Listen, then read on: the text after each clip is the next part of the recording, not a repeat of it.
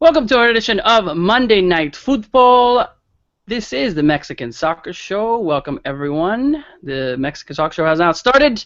We are a little sorry we don't have any intro music for today. Our servers are down like Pokemon in the music department, and you'll be hearing a lot of Pokemon references since everyone was going crazy about it. But welcome, everyone. We'll get started right now and into this edition of the Mexican Soccer Show. How's it going, guys? I'm Wiso from FootMex Nation. This is an hour-long podcast dedicated to all things Mexican football, Mexican soccer on what we like to call the Monday Night Football. As you can see, for those of you that follow us and for those of you that listen to our podcast, I'm not in my usual, the usual hangout of the Mexican Soccer Show, what we like to call our studio, or a spare bedroom that I have in my house, mi casa.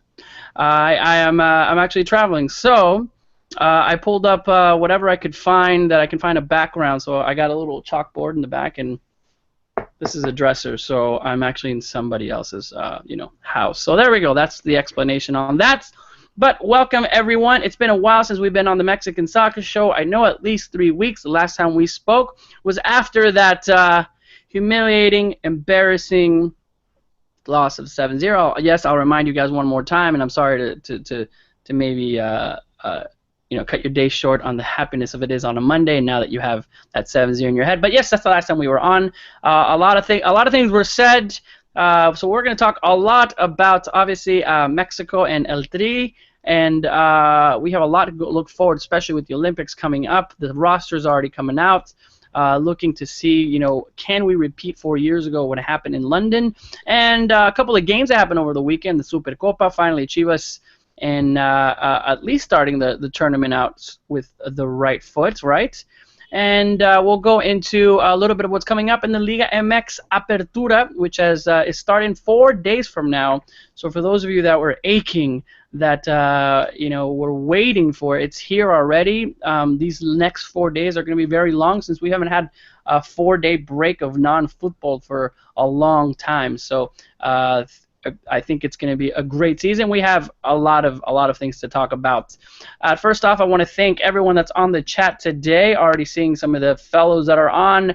If you're not on, if you're listening to us by phone, or if you're listening to us in your car, and if you can, obviously pull over or go somewhere where you can open your laptop and join on this join on the chat that we have going on. Lots of fun.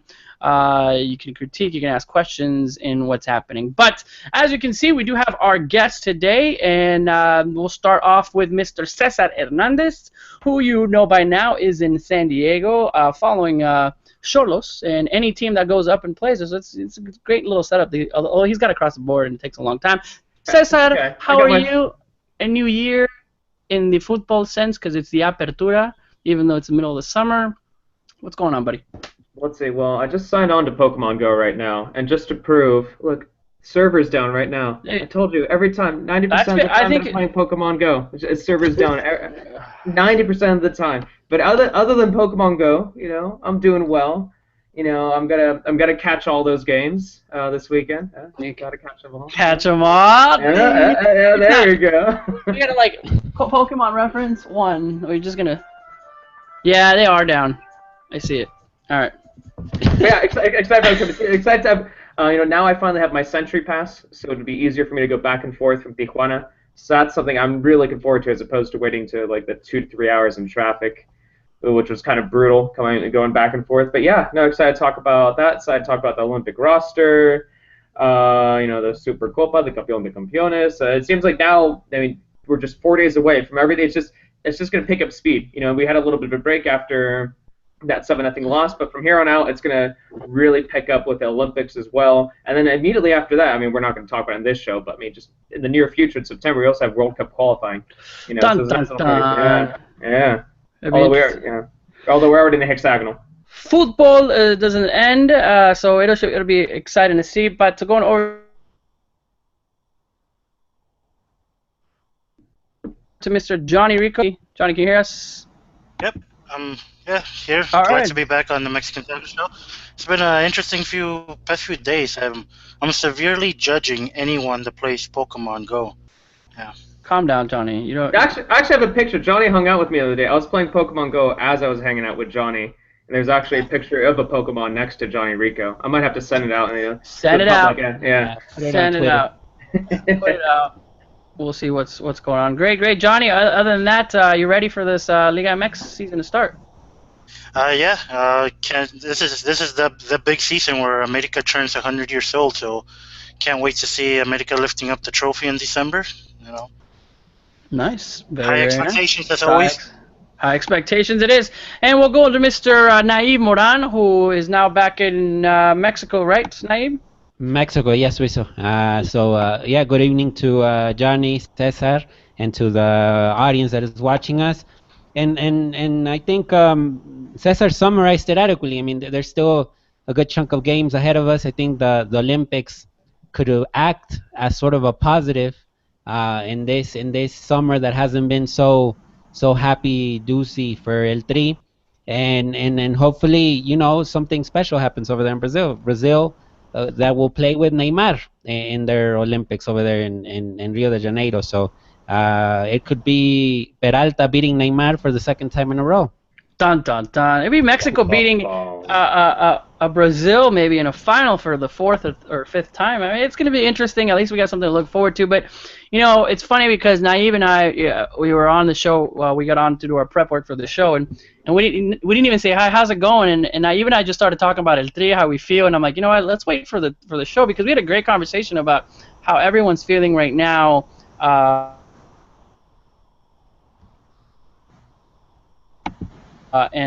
We'll be jumping on. It looks like you have a new mic stand. You got, you look definitely professional. You're gonna looks good right there where you're at, man. I like it. All right. Well, again, saying hi to everyone on the chat already. The Stray Goat, Brian Duran, Jesus Vergara, Eddie V. Hi, Brian. Joel. Hey, Brian. Special shout out to Brian. Who's mentioning me on the comments. All right. I bet. Why is he mentioning you? Huh? He likes me or something. I think he's making fun of Johnny. That's what it is. You can come on there, guys.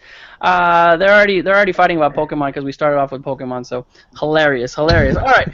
Let's get it football related and let's go ahead and talk about it. Let's talk about first to get us started with Mexico and El Tri. The 7-0 was a few weeks back. A lot of people are still feeling it, especially in almost everything that I'm seeing in the diarios. It's like you have to revert to that 7-0, even if it's something good, even if it's Gignac in a final. Oh yes, but Mexico 7-0, and it's something that Naive kind of talked about is that we're going to be hearing the 7-0 for a very long time. Get used to it, but at the same time, let's move forward. It's not the end of the world. We still have a league. We're already in the hexagonal. But for those of you fans that were devastated by that loss, or even turned the other way, every time I feel like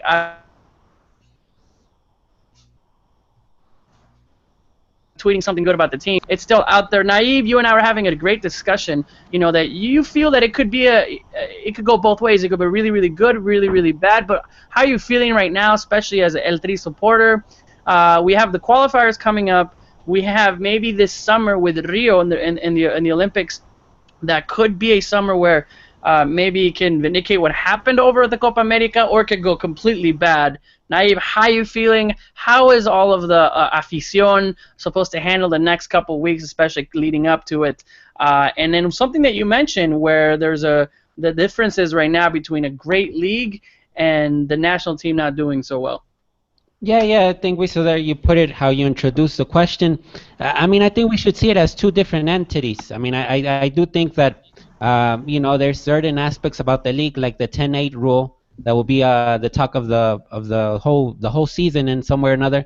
But I think we should note that the 10-8 rule does make Liga MX more competitive than it already is.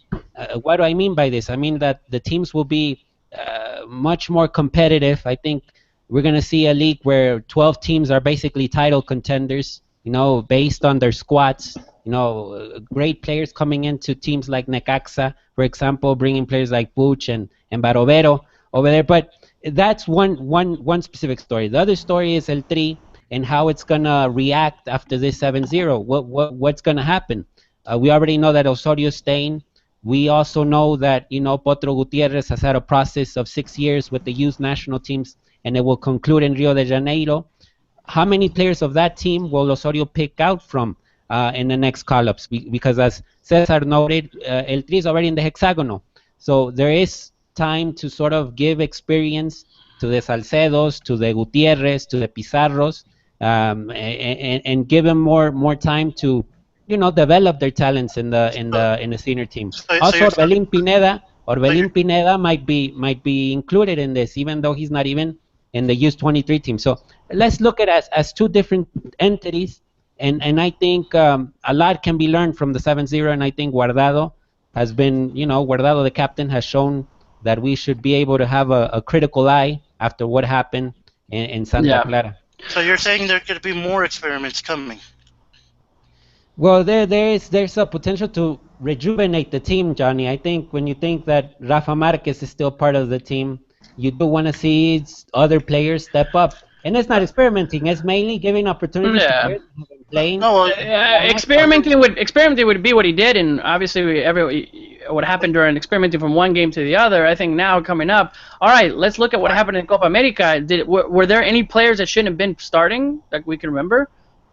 That in moving them out and put other new players in, experimenting is moving and trying to fix what happened. He's got to fix what happened, and maybe some of the players are at fault for it. But I wouldn't call experimenting if you saw, 4 players from the ones that you saw the last time with 7-0 or anything like that. I think the only player who really sticks out in my mind is Yasser Corona. Yeah. I think Yasser was the one who really, he really didn't impress me at all. It's kind of interesting. For some odd reason, a player that keeps coming to mind is Araujo, but I have to keep recognizing the fact that actually he had a decent tournament, and that actually I think he was one of those few players. Great. Yeah, I think he was one of those few players. If there were a couple players, maybe a few players from Mexico's national team who looked a little better after that tournament, whose respect perhaps, like how much fans really liked them after the tournament. I feel like Araujo was one of those guys who was a little bit better. But going back to those upcoming games, just really quickly, I keep thinking about, we talk about whether Osorio is going to tinker, whether he's going to experiment. Mexico, they already have a spot guaranteed in the hexagonal.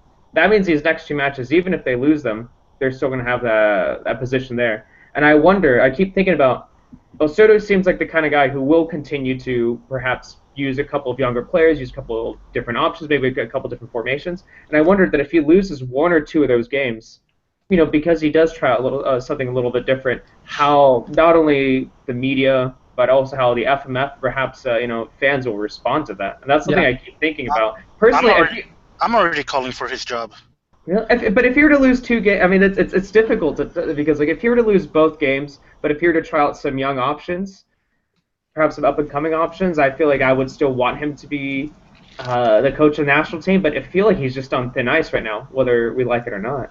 Yeah, I think a lot will depend on how those leaders step up to the plate. I think the Guardados, the Chicharitos, the Layuns, the Herrera, Sector Herrera are going to be crucial here. Even Guillermo Ochoa will be crucial here in how to bring the team back together after that defeat. And I'm not saying experimenting, but I think it will be healthy for the team to include players that are on the under 23 team. Like Orbelin Pineda, like I mentioned beforehand, he's a player that is not going to the Olympics, but I believe that he's way ahead of the pack, even from Gullit Peña. If Gullit Peña is in the senior national team, I would prefer Orbelin Pineda there than Gullit Peña, because the class and what he's doing so far is worth attention. And the same will go with Chucky Lozano, that needs more time, Pizarro, Gutierrez, that are players that won already a Liga MX and need more time to mature. Now, all of those names that you just mentioned, I'd rather have Giovanni Dos Santos there at the national team. Chucky Lozano was great at the Copa America, but I still feel Mexico would have been better off with the experience of Giovanni Dos Santos and having Lozano just come off the bench towards the end of the game instead of starting. If Giovanni Dos Santos would have been in that set against Chile, it still I don't think it would have made an impact. I think we need to start looking for the future. we need to start looking for the upcoming World Cup. It's not just about these World Cup qualifying competitions. I know Gio's still young. Why worry about something as vague as the future when our present is pretty crappy? The thing is, with Giovanni Dos Santos, he got selected to go to the Copa America and decided not to go.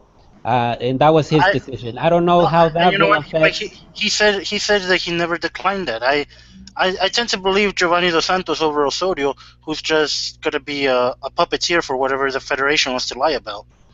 I think this I is don't know where if I we're really getting a little believe bit too that. much into conspiracy. Johnny, you're mad. I get it. You're upset. The 7-0 hurt. It still hurts you. I get it. Even though I have like video of you saying that you're liking everything that you're seeing from Osorio. I really do. In Phoenix, I remember you saying, I believe in what he's doing. I have that. So just remember that everyone was just shell shocked. This is why I'm saying that 7-0 is not going to happen again. We'll see what he's doing. It can go both ways.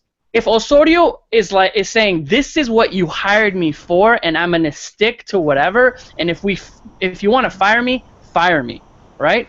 And if he's gonna stick, and that's how I feel that Osorio is gonna do. I don't think Osorio is gonna go and try to make everything better by kind of believing the crowd, because if he gets fired or he quits, he's gonna find other jobs. Again, he's been saying that this is a stepping stone for him to go to Europe, so he's going to try to do what he thinks is best. So we're going to see. It's going to be crucial in the next couple of games. What I don't want, and what I'm feeling is going to happen, is let's say the Olympics happen and we don't do great for whatever reason. We after the first group, we find a really tough team, and all of a sudden we're out of it. And the FMF now has a 7-0 and a fracaso at the Olympics, and then they start doing something else that's drastic.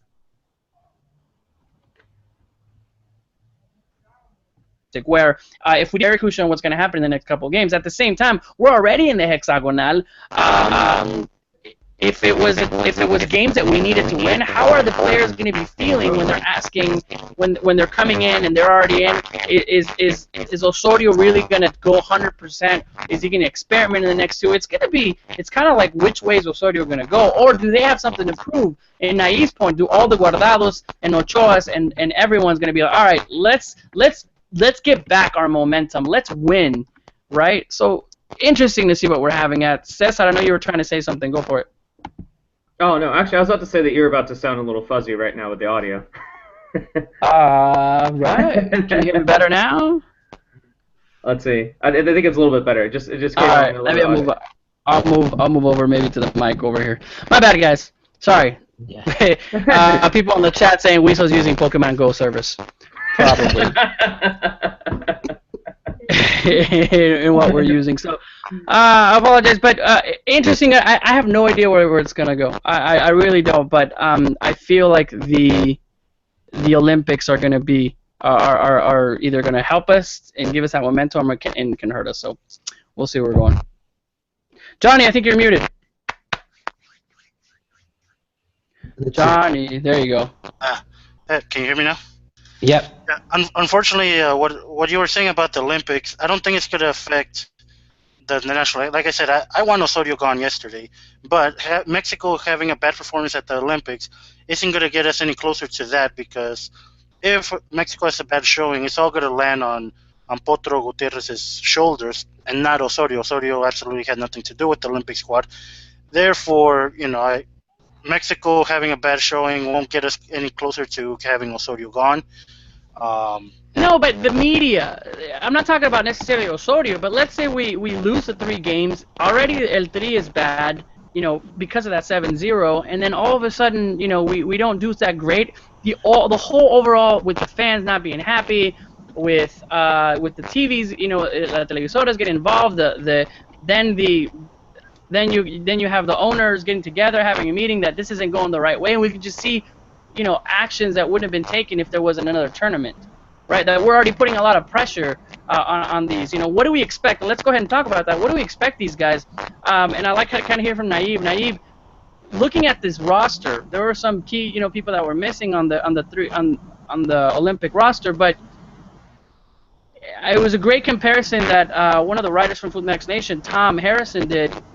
I think I also read it somewhere else, where if you're looking at the minutes that these guys, the roster that's going to Rio, have more minutes on either have won more championships and have more minutes in Liga MX Primera División than the 4 years ago youngsters that win. That we technically have a better team as far as experience going into this one. How do you see it in this El Tri Olympico? And can we say that it can happen again with what we saw in Londres? I think what makes this team quite different than the other one from 4 years ago is the fact that you have the base from Pachuca, the Pizarro, Guti, and Lozano, and then from Chivas you got Michael Perez, Cisneros, Marco Bueno, who is on the mix. Actually, Marco Bueno is from Pachuca as well, but he's now with Chivas, and Victor Guzman, who was from Chivas, is now with Pachuca. So there's this mesh, I think, or mixture of players in this list that connects, players that have been playing together since they were 13 at club level and also at national team level. So I do believe that the fact that the Pachuca trio already won a Liga MX title gives them a little bit of a boost of confidence, a boost of morale heading to the Olympics. And actually yesterday, in those matches that took place in Los Angeles and in Carson, California, to be exact, the Pachuca players already looked like they were thinking about the Olympics. That's going to be interesting to see with Pachuca. I think their minds are going to be set off, thinking about the Olympics 24/7. And then after the Olympics, they'll probably start thinking about the league in all sense. And let's keep in mind, Chucky and Pizarro are players that could potentially leave Pachuca in the next weeks. So it's still not defined there, but I think that's what makes it different compared to the team from 2012, is that this team has a good group of players that have been playing together for a long time at club level and at national team level. And if you look at the refuerzos, let's talk about the refuerzos there. We're all looking for the Guardado, Raúl Jiménez, and the Talavera. Talavera already was the first one to join in. But the refuerzos were a big deal in the last one, where Oribe Peralta's coming back again. Obviously, 4 years, it makes a big difference. But at the same time, it's not like we're seeing Oribe Peralta in such a bad level. And then Chuy and Talavera, I would always say that there's no problems with the keepers, especially in Mexico. I'm sorry, besides the 10 minutes that he played at Copa America, what level have you seen Oribe Peralta in the past 2-3 months? I mean, he's a conservative option. He hasn't played since the semifinal. He hasn't really played since the semifinal. But just like he did 4 years ago, when there was nothing between that season and there were no tournaments. So it's not like, at least he was training with the team. He was still in rhythm. He was playing instead of taking a month off and then going to the Olympics. It's not like I can see or coming off from a season where he's been horrible. I mean, Oribe Peralta. No, and I think Oribe Peralta was one of the consistent forwards for America last season. If you think about it, Benedetto left America because Benedetto wasn't scoring goals and he was mostly injured most of the time. And that's why he's on Boca Juniors. And now America does have to be concerned that Peralta will not be there. I don't know about Silvio Romero. I mean, I've seen several games with Silvio Romero. Silvio Romero is not Salvador Cabañas, who came from Chiapas and did wonderful in America. Silvio Romero is another, it's a forward that doesn't bring that much reliability yet. We'll see if he does well. I can see Oribe Peralta coming back after the Olympics and not having a place at America. I think that's fine, but that's a problem with America. But I think if we're looking at the Olympics, though, I mean, that's not our problem. Part of the role that these overage players are supposed to provide is confidence and leadership, and it will add plenty of confidence when you have someone who took part in the last Olympics, not only just took part in it, but also won gold as well. Someone who was a significant leader during that. He's not the most exciting option. He's a conservative, steady option. If anything, these refuerzos are better, because last time we had Salcido, and I don't think Salcido did anything but knock like 15 balls over. I'm sorry. What does Jorge Torres Nilo provide? Jorge Torres Nilo is. I don't think he had that bad of a Copa America again. The thing here that we have to look with Jorge Torres Nilo is that the U23 team needed a left back. Yeah. In the Olympico, so the Olympic qualifiers, Rodolfo Pizarro played as left back. Rodolfo Pizarro, the one of the greatest, another HH, I think, in the making, was playing as left back. And also the rumor was that, a lot has been said about the Europeos that were initially considered to go, like Chicharito, Raúl Jiménez, and Andrés Guardado were considered to go, and at the end they didn't. I mean, I think it's difficult to get European teams to let go of their players in an important month like August, especially if those teams are playing, Super Cups, in their leagues, or they're actually playing playoffs and Oh, Champions League and Neymar's Europa out. League. But that's Neymar wasn't in the Copa America, we saw.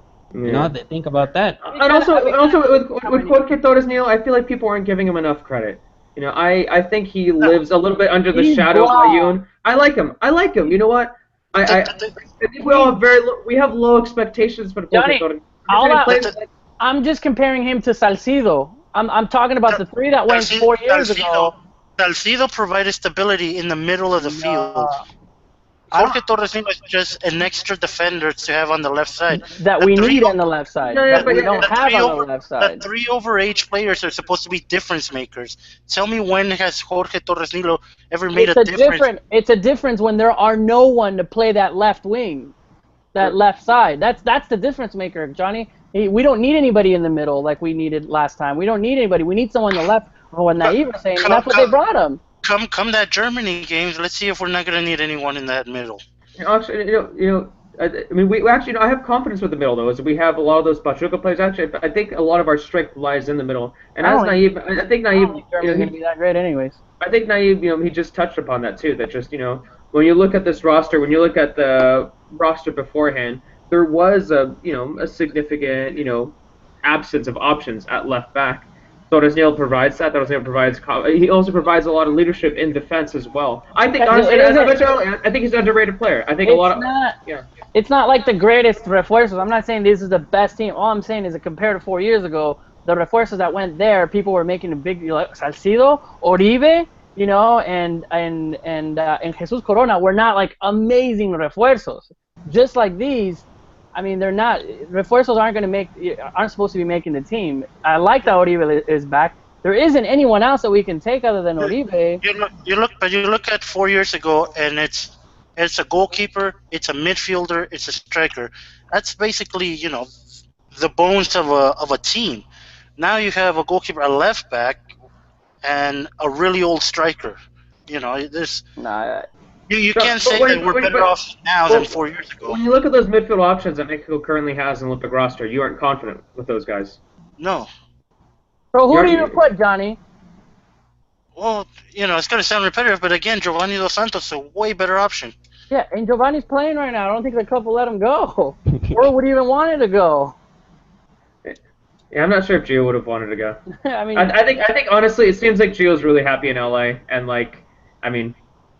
you can see maybe perhaps Vela eventually reaching that level as well, where just it's just he's just doing his own thing, and perhaps he's not going to want to do much with the Mexican national team anymore. But I feel like I feel personally, I could be wrong, I could be entirely wrong, but I feel like that's where Gio's slowly heading. Interesting to see what on the reversals. What I'll ask you guys this: what's a fracaso for you guys at the Olympics? I don't know, it's hard to tell, just because Nothing. What could we? I mean, a lot of people talk about Mexico, they won the title last time, but I'm not gonna pretend to know a lot about who's Germany's under-23 options are. I don't know much about South Korea or Fiji. I mean, I'm assuming we should be able to beat Fiji, but I mean, a fracaso maybe because we didn't win the title. Maybe not making the knockout round. I don't think anything's a fracaso. It's based on the squad they have. Anything is a bonus. Yeah. I mean, I think not making out of the group would be a fracaso. I mean, I think once the team reaches the knockout stage, like Cesar says, I mean, it's quarterfinals, then semifinals. Once they hit semifinals, they're close for at least one type of medal. It could be bronze, silver, or gold. And like I said at the beginning of the podcast, Brazil will put everything to win this. And even though they're in a turmoil, I mean, because they fired Dunga, and now it's another coach. Argentina is also in a turmoil. And Argentina also has a good U23 generation, and they don't know how that's going to look. So Mexico does take a team, I think, that should be able to go far because, as I said, I mean, I think we underestimate how well the youth teams in Mexico are prepared for these tournaments. And Potro Gutierrez, I believe that he's had 6 years since 2009, based 2010, where he has been able to work with these guys, with most of the players that made the final list. Yeah. interesting to see. Kind of thinking back of the refuerzos. I remember. Was it Omar Bravo, Antonio Nelson Senior were horrible in Atenas. In Atenas, yeah, with La Volpe. With La Volpe, I mean, we're pretty bad. That team had Massa Rodriguez, I remember. Aaron Galindo. Gonzalo Pineda, Rafael Marquez Lugo. And they didn't make any. In '96, Claudio Suarez, which those are refuerzos. Luis Garcia, Jorge Campos, and Claudio Suarez were there in Atlanta, and I think Carlos de los Cobos, if I don't remember, was the coach back then. But we'll be seeing. I think the refuerzos can't be these like superstar names. Also, I mean, I like the fact that we're coming in there, we're serious about it, and who knows? Mexico's been there, they know, and I like that this El Tri's been training. I really would like to see how much this Tri Olympico has been together. Since when, and compare that to others. They're actually not training right now. What was that? Ibran Lahoud's back at Tijuana. They're not training right now. No, but I think they're gonna rejoin together. If I remember correctly. But they've been together for a while because all these don't they have? Lahoud's been at the Tijuana preseason. Yeah, but it was recent. They were training for a few weeks. I think I think Lahoud rejoined recently, so I think they're going to rejoin again on the 24th. Well, the reason why they've been training that they had all these games. How many pre-Olympico games have they had? I'm just saying that I'd be kind of surprised to see how many, any other countries that are doing this much pre-work for the Olympics, and maybe we're not hearing about it, but. Yeah, definitely. I think Mexico, in that sense, has had many preparation games. I mean, they played Pumas, America, a couple of friendlies. Then they played Nigeria and Aguascalientes. I believe they're scheduled to play tomorrow against Zacatepec over there. They play Argentina? And then they have Argentina towards the end of the month before heading to Brazil. Yeah, I think the Argentina game is on the 28th, because if I remember correctly, so they're meeting again on the 24th of this month. They play against Argentina on the 28th in Mexico, and then they fly over to Brazil on the 30th. So to make it clear to the audience, all the players that are involved in this will play the first 3 match dates in Liga MX. After that, they'll depart, and then they have to, focus on the Olympics. But I could be wrong. Is it the first 3 or the first 2? I'm just thinking that unless if you already. I think it's the first 3, Cesar. Okay, it's the first 3. Okay. Week 3, I think, is July 29th. 30th and 31st. Okay. All right. Okay, so that makes sense. Okay, yeah, correct, cool. Well, taking the Olympics aside, it'll be again an interesting summer with the Olympics, and we'll see where Mexico was going. But let's go ahead and let's talk about the few games that happened over the weekend, where the StubHub with 23,000 people was treated to a couple of games. I'll be honest, I didn't watch the second one. Kind of didn't really. I was. Just you didn't miss much. You didn't miss much. I was supposed to go. I was ready to go, but I couldn't make it. I had a gym here, my neighborhood gym, that I needed to make sure no one took for my Pokemon, so I dished out. Team Valor. You could have conquered a gym. Team Valor. Oh, I just joined Team Valor. Yeah. Nice. All right, that's it. Johnny. You'll understand later. So let's go ahead and talk about those two games. I'm excited, and you know what? I'm not a Chivas fan, and I just kind of want to see Chivas in the Libertadores. I just do, and I think it'd be interesting to see that they have another tournament. Congratulations to the Chivas. I felt like they're starting the season right. If they would have lost, it would have cost more than them winning. They won't get past the playoff game. You don't even know who they're playing against, Johnny. You don't even know who they're playing. They're gonna go. It could be anyone. Anyways, Johnny, we all know what your hatred will be there, but I think it's interesting the fact that Chivas is going back again. I keep looking back at that Chivas and made it to the final. All of Mexican players are there, and I know many of the Americanistas don't want this to happen, but outside of that, I think it's good that an all-Mexican team is going to go to the Libertadores and see how they do. So I think it's great to see, and I'm excited for them. As far as the game, what can we take from Chivas? And now I think you were mentioning a little bit about starting out the season that way, but give us a little recap of the game, Naib, of what you saw. The Chivas Veracruz. I mean, I think it was a match out of the two. The first one that at least had something at stake. It had the Libertadores berth for Veracruz. It would have been huge as well to participate in such event. But this time it's Chivas' turn with a coach like Matias Almeida, who was brought up in River Plate, so he knows what it means to play in a tournament like Copa Libertadores. What stood out yesterday, I think, for Chivas was Orbelín Pineda. The player that didn't appear in the final U23 Olympic list, but it looks like he has more liberty now. I don't know how it's going to work in the midfield with Chivas. If Gallito Vázquez, Gullit Peña, and Orbelín are going to be the starters, or do they keep Carlos Salcido instead of Gallito Vázquez? So that's going to be something interesting to see with Almeida there. And other than that, I mean, I think the worry with Chivas is the striker situation.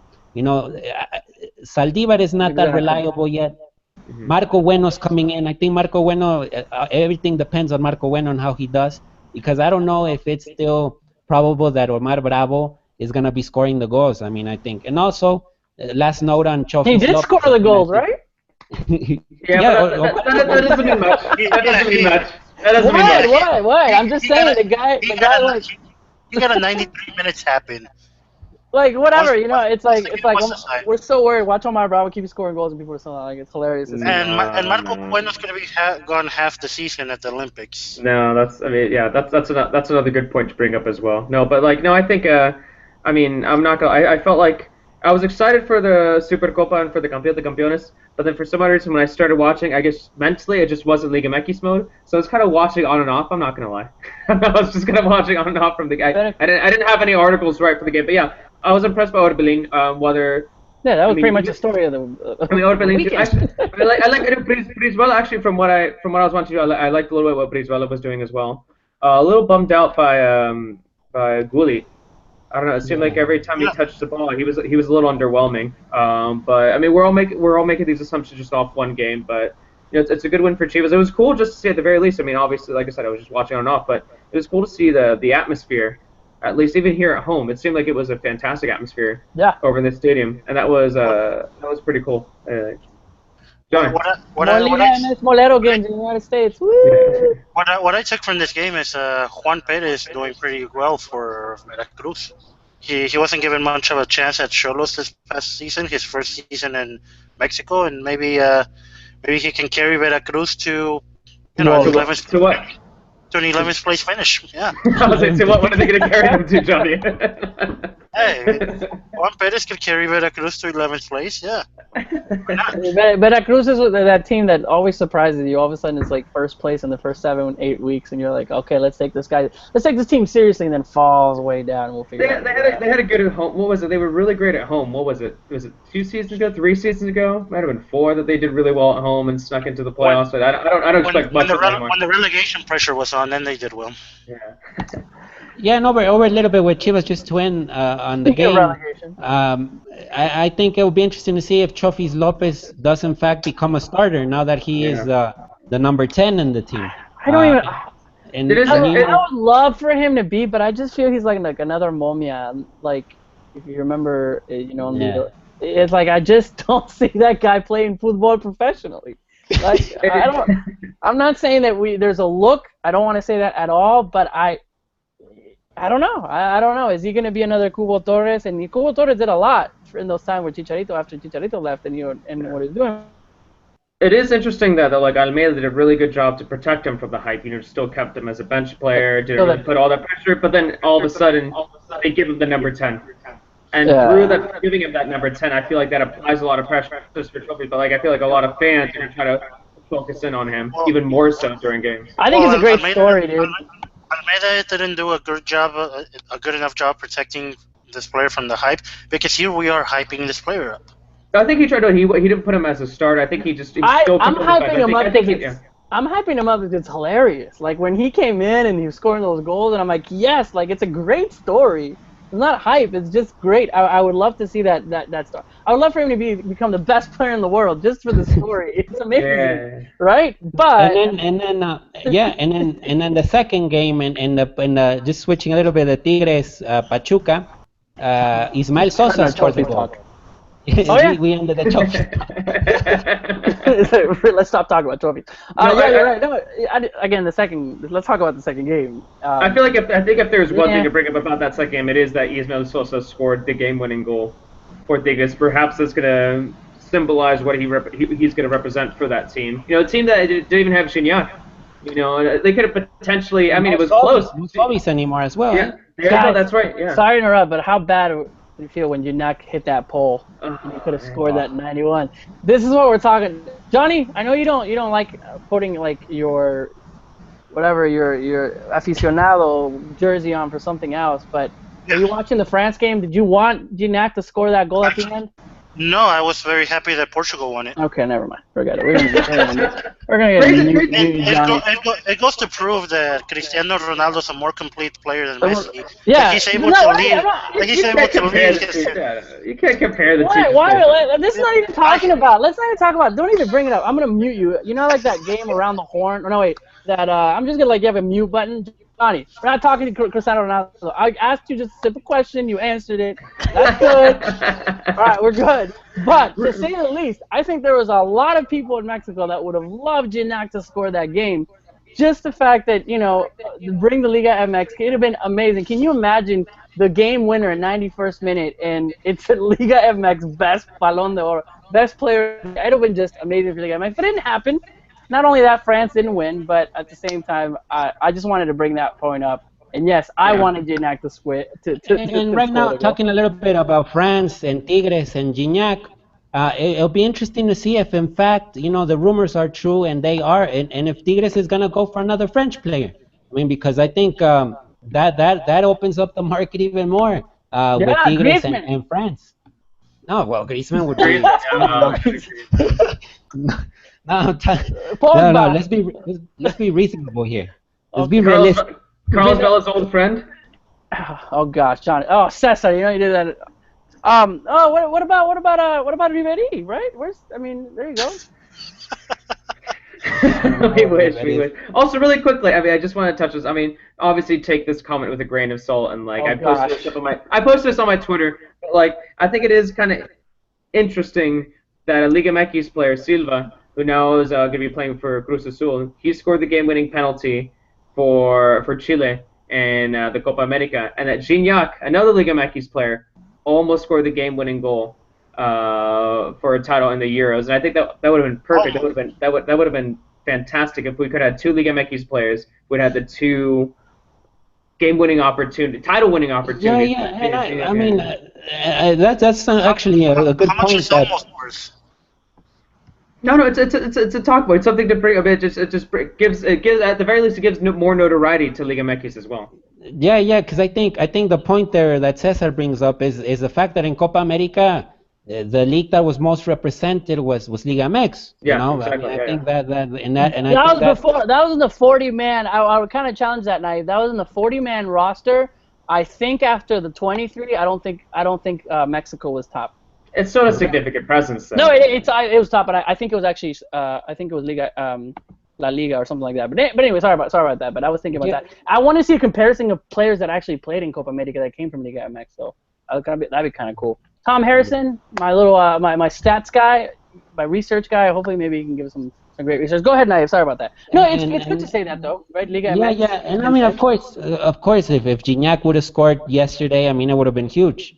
But I think still. You know, because it was funny. This morning we woke up with the rumor from France Football that he's thinking about leaving Tigres, and then a couple of hours later he tweeted out that he's staying, you know, with Tigres. So I think that's interesting. Gignac is loving the Mexican love. I mean, every week we hear a story of him telling reporters. I think that one. So another thing, it'll be good. I don't know if you're a León fan, and today. León signed with a Japanese company. I don't know what company it was, but there'll be two U20 Japanese players at León. What? Yeah, two U20 players. Yeah, I didn't get. All I saw was a tweet. I didn't actually click on the article, but I saw that it was two U20 players that they just signed. Pokemon's taking my life over. I'll definitely take a look into that. What happened? It was Mexico. All right, here it is. There's a story right there. León apostará a 2 jugadores japoneses. I'll take a look at that. Well, that's over the weekend and the games. And what's happening? Liga MX is in 4 days, guys. Anything else outside of Liga MX before we go into it? Europeos, Cesar. When do we start looking? When do we start waking up early on Saturday mornings? I mean, not this weekend, that's for sure. I think actually, you know what?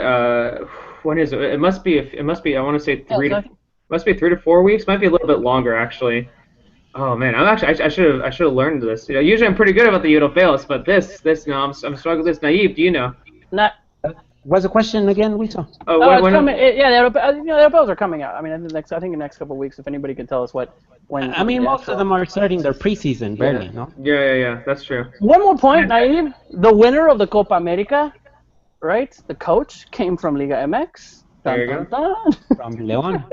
There you go. You know, he did a horrible job, and now they wanted him out. There's something in Guanajuato. That's right. Let's see what's going But yeah, with the Europeos, I mean, just something to bring up. We now have Diego Reyes, who's now training once again with Porto. So it was kind of cool to see. It was Reyes, Tecatito, Herrera, and Layun all training together today. So that's pretty cool. I mean, we'll see. I mean, that's just 4 of the 6 players, now Mexican players, who are in Porto, because you also have Gobea, and then you also have Gudiño, too. So that was pretty cool to see. Other than that, time out. What is his obsession on Gudiño? Like, have we seen him really do that well? Dude, I mean, I know he's it's cool to see young, and he's everything, but I feel like this is a guy that we've been overhyping. I haven't seen anything from this guy. Honestly, like it's too early to really criticize the guy because he just played his first. It was his first half season in the first division. In the first division, Madeira. Everyone was really upset because he wasn't in the Olympic squad, right? I don't know if they should really be that upset about it. People were like, "Oh, Gudillo's not there, whatever." But Naive, and obviously you follow that. I mean, is what is to be said that he's not on the squad?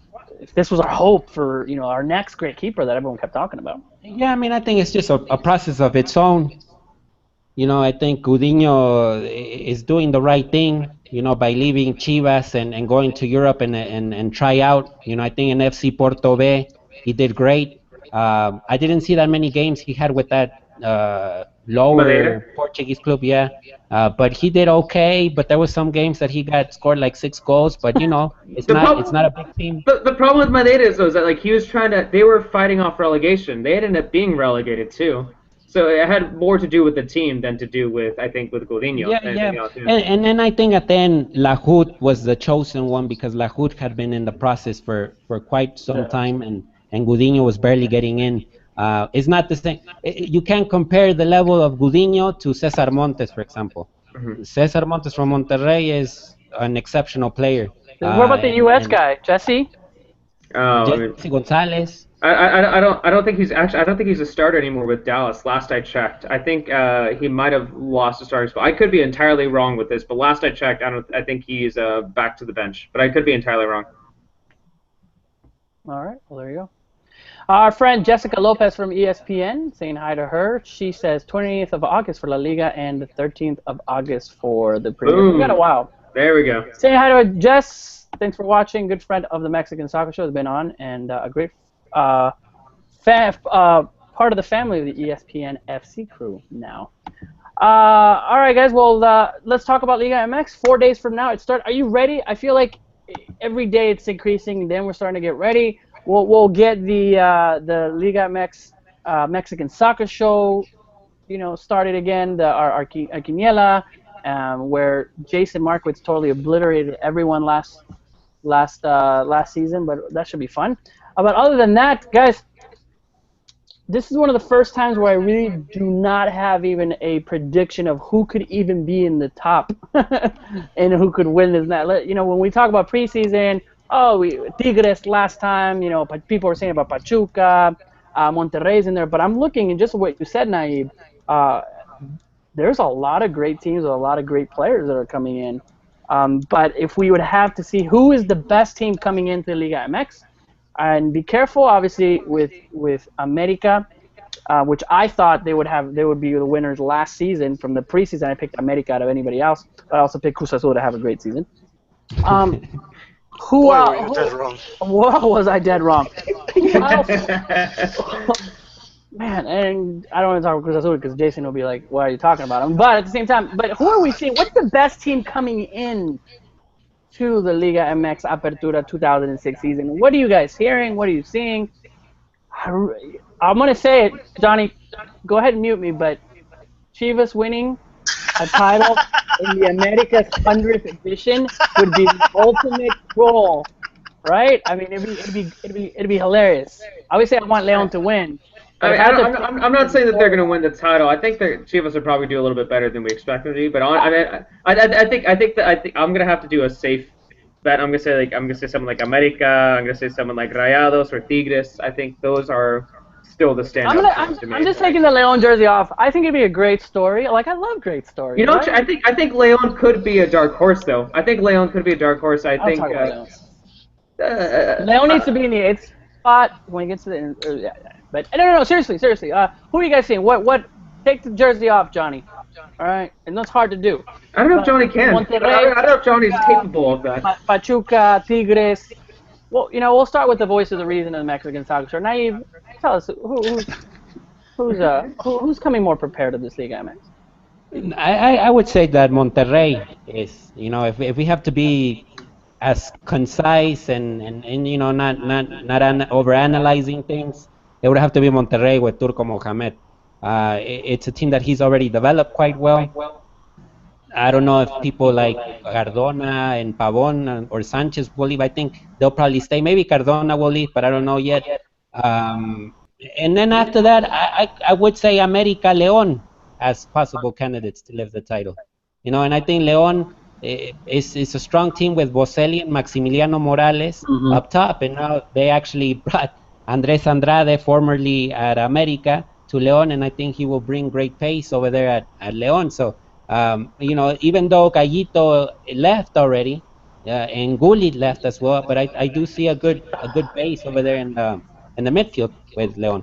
Yeah, I really like León as well. I mean, they've Carlos Guzman now too. I mean, they still have Elias Hernandez too, who's also, I feel like, another really underrated Liga MX player. I like León as well. I like León as well. I like what you guys are saying, and it's hilarious on the chat. People are commenting why I'm pro Chivas today is because they've taken all my León players, so now I'm obviously going, which is partly true. Makes sense. All right. So we're seeing Johnny, obviously America, and we've mentioned America, especially in the 100. But anybody else that you're seeing more prepared to coming in? Your guy Mohamed. Yeah, it's gonna be America Monterrey final. We already had it as a semifinal last season. It's gonna be America Monterrey final. Okay. Yeah. Not only that, America Monterrey finish 1 and 2, and get that Libertadores ticket. That'd be nice. Yeah, if Chivas are going America and Chivas in next year's Libertadores would be special. That's pretty cool. If Chivas are going as Mexico 3 and getting eliminated in the playoff, America needs to go as Mexico 1. Against the team, we don't even know who Chivas are playing against. The only thing we do. Why are you even talking about Libertadores? Who's done a better job with Libertadores, Chivas or America? Yeah, come on, Johnny. Let's talk about that tournament. We'll see where we're at. I'm just getting all the love from the Chivas fans. I know, look at you. I don't know with that. Now, America, okay, they haven't advanced pretty far in Libertadores. But they got the Maracanazo, I'll give you that. But also, Maracanazo, there's also been a lack of opportunity for America because they've been, making league finals and getting stuck in CONCACAF. I'm pretty sure the team that went to the all the Chivas fans are researching now, but that team that went to the final, didn't they win the next year the league? Or 2 years from now? We'll see that. All I remember is Bofos. Someone do research. The only thing that's for sure is that that the Copa Libertadores won't be on Chivas TV. Well, we won't see it here in the United States. Sorry. No, Fox Sports has an exclusive contract over all of Libertadores. And real quick, looking at other teams that could potentially be dark horses and enter, in the last places of the Liguilla, I think Querétaro, Santos, and even Necaxa. Necaxa is a promoted team. Necaxa. But Necaxa is so stacked right now with players that are, Puch, for example. I think Puch is an interesting player. Puch scored against Iturra. us. Puch scored against us in the Copa America. Yeah, exactly. And then Barovero from River Plate, a great goalkeeper. Everybody scored against us in the Copa America. Oh no. But I think those three teams are probably potential dark horses, I would say. Querétaro. Well, Santos is really not a dark horse, but they haven't been playing at their best in the last years. But now with Subeldia, I think they have a good shot. They actually brought a Uruguayan forward from Benfica that was in Deportivo La Coruña last season, Jonathan Rodriguez. He's a great forward, I think, for the club. No, I think now you bring us up a good point. I did actually write down. I wrote down some of my favorites for the season. I mean, I said like America, Chivas, León, Rayados, Tigres, Pachuca, some of those obvious ones. But I did actually put down Necaxa as a dark horse as well. No I think way. A relegation team, really? All I'm saying is that like I like. Johnny. Cholos León came from relegation. Let's say honestly, Cholos actually I think are going to finish around like. But I told you they're going to finish between around like 8th to 10th. I think they could sneak into the playoffs. Yeah, there's like you can't have 7 dark horses. Like Cholos and León, when they won the title, it took them a year and a half to win that title. No, but they were in the finals in the very first. No. I mean, Liguilla is possible for Necaxa, I would say.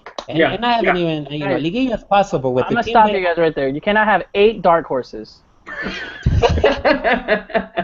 think honestly, I think the dark. If we're gonna say dark horses, I'm gonna say it's gonna be León. I think León is a dark horse. Yeah. No, I think León is a title contender. Oh, look at that. León is always a dark horse because no one expects them to win. But they are a title contender. When Flaco Tena is a contender. I mean, I think that they're a contender. Oro. It's 4 years from now.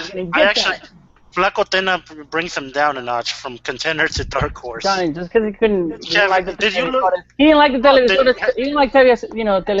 Did you see what Tena did at Cruz Azul? Like, he had some quality players.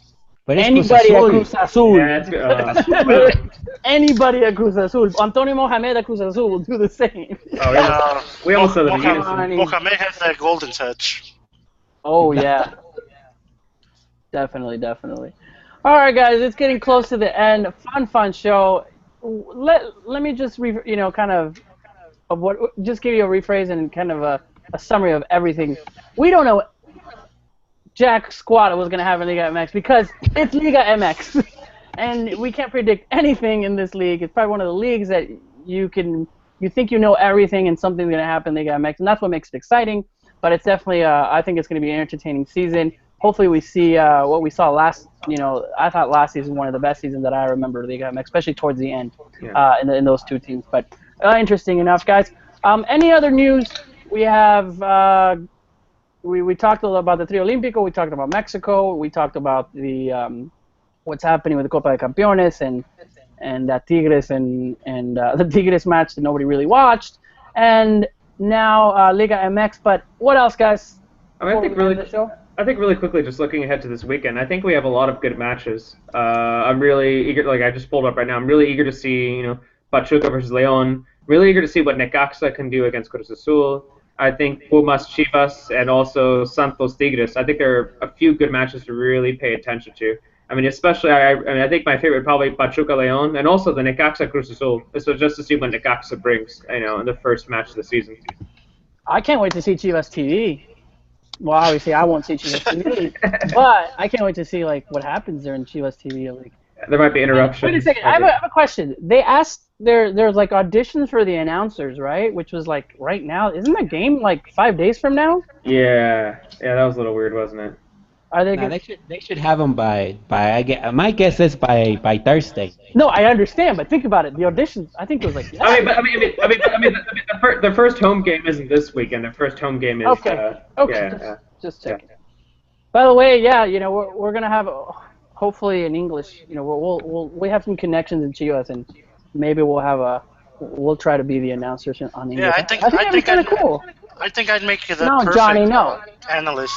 That'd be fast. And actually, I'd pay for that. I'd pay to see what Johnny Johnny has Color to say about every. Oh, Johnny's Color like gonna be Johnny's gonna be like that Uruguayan announcer when they played Mexico. Like that's gonna be Johnny during Chivas TV. Like when Chivas scores, he'll be like, "Gol." Seriously, though, I would have paid it to hear Johnny do a Chivas commentary. I would genuinely pay for that.